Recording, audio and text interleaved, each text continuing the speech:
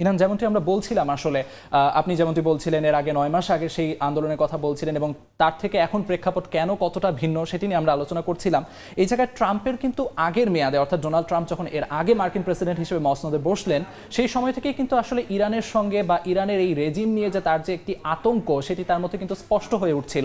এবং সেই জায়গায় যদি আমি আপনাকে একটু উল্লেখ করে আপনার মাধ্যমে দর্শকদের একটু জানিয়ে রাখি, জেসিপিওএ চুক্তিটি যে চুক্তি আসলে মোটামুটি মাঝপথে এবং চুক্তি বিরোধী হয়েই যুক্তরাষ্ট্রে বেরিয়ে যাওয়া এবং তারপর থেকে ইরানের যে শাসন ব্যবস্থা সেই শাসন ব্যবস্থা সম্পর্কে বিভিন্ন ধরনের অভিযোগ একের পর এক অভিযোগ এনে ইরানের জনগণের মধ্যে এই শাসন ব্যবস্থার বিরুদ্ধে তাতিয়ে তোলার যে একটি চেষ্টা সেটি কিন্তু যুক্তরাষ্ট্রের অব্যাহত ছিল এবং সেটি কিন্তু আমরা সবশেষ এর আগেও দেখেছি একই কথা। আমি যেমনটি বলছিলাম যে শাসক পরিবর্তনের চেষ্টা হয়েছে কিন্তু যখন দুঃসময় আসে তখন আবার ঠিকই ইরানি জনগণ এক হয়েছে সেটি কিন্তু দেখিয়েছে। তবে এখনকার যে প্রেক্ষাপট নতুন করে এখন সংঘাত শুরু হলে সেই ক্ষেত্রে ইরানি জনগণ কি করবে সেটিও একটি বিষয়। কারণ মার্কিন প্রেসিডেন্ট ডোনাল্ড ট্রাম্প ইরানি সেনাবাহিনীকে বলেছে, ইরানে যেসব সেনা রয়েছে তাদেরকে বলেছে অস্ত্র ত্যাগ করার জন্য।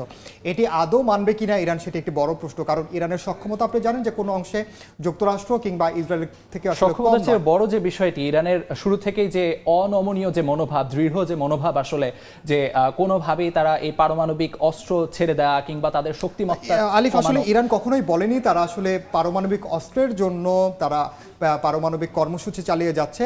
এটিও আসলে মূলত যুক্তরাষ্ট্র এবং ইসরায়েলের দাবি ছিল যে ইরান এমন পরিমাণে সমৃদ্ধ ইউরেনিয়াম নিয়ে কাজ করছে যেটি দিয়ে গণবিধ্বংসী বা পারমাণবিক অস্ত্র বানানো সম্ভব। তবে ইরানের এই ভয়ের জায়গা থেকেই মূলত এই জেসিপিও যেটি আপনি বলছেন পারমাণবিক চুক্তি সেটি হয়েছিল 5 বিশ্বশক্তি ও জার্মানির সঙ্গে ইরানের সঙ্গে।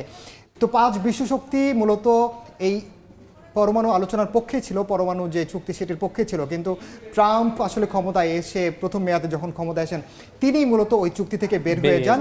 বের হয়ে যাওয়ার ফলে এই চুক্তিটি আসলে এক ধরনের অকার্যকর হয়ে পড়ে এবং এই চুক্তির ভবিষ্যৎ আসলে আর কিছু থাকে না। সেই ক্ষেত্রে আসলে ইরান কি করবে?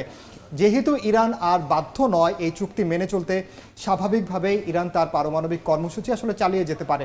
তবে আপনি জানেন যে আন্তর্জাতিক আণবিক শক্তি সংস্থা রয়েছে, জাতিসংঘের যে পর্যবেক্ষণ সংস্থা, সেই পর্যবেক্ষণ সংস্থারও কিছু আসলে দায়িত্ব রয়েছে। তাদের দায়িত্বের জায়গা থেকে তারা জানিয়েছিল ইরানের আসলে তখন পর্যন্ত গণবিধ্বংসী অস্ত্রের প্রমাণ নেই। আমরা এমনটি দেখেছি গত শেষ দফায় যখন ইরানের পারমাণবিক স্থাপনাগুলোতে হামলা হয়েছে তারপর কিন্তু পর্যবেক্ষক সংস্থা গিয়েছিল, তারা এটি নিশ্চিত করেছিল ইরান পারমাণবিক অস্ত্র নিয়ে কাজ করছে। এমন আসলে কোনো প্রমাণ পাওয়া যায়নি। তার মানে তারা ইরাকের মতো একটি অবস্থা করতে চেয়েছিল ইরানে, এটি আসলে পরিষ্কার হয়ে যায়। ইরান, আপনাকে ধন্যবাদ। আপনার কাছে আবারও আমরা ফিরবো এই সংক্রান্ত আরো আলোচনা।